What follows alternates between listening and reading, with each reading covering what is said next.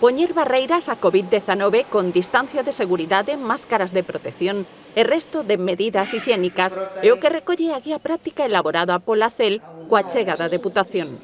Si limitamos a mobilidade das persoas, limitamos a propagación do virus, e o virus se transmite a través do aire.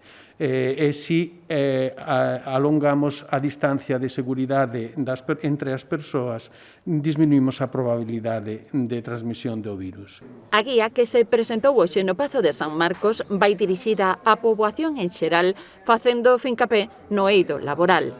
Está pensada como unha ferramenta práctica, como decía, para traballadores e traballadoras de empresas, que coñezan o virus e saiban sobre todo como afrontalo e previlo. O documento, en actualización continua, procura previr contaxios e recomenda colaborar cas autoridades sanitarias nas recomendacións e nas instruccións para limitar a propagación nos centros de traballo e a detección precoz de casos. Nela destácase o labor esencial dos servizos de prevención.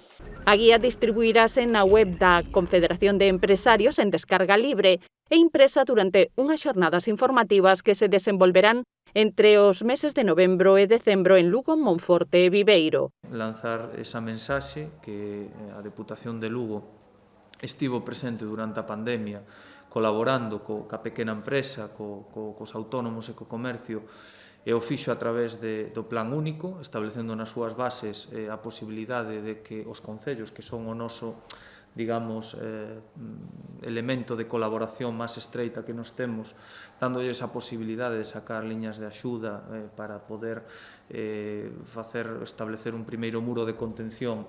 Os encontros abordarán dúas temáticas: a prevención da COVID-19 en contornas laborais e o seu impacto xurídico nas empresas.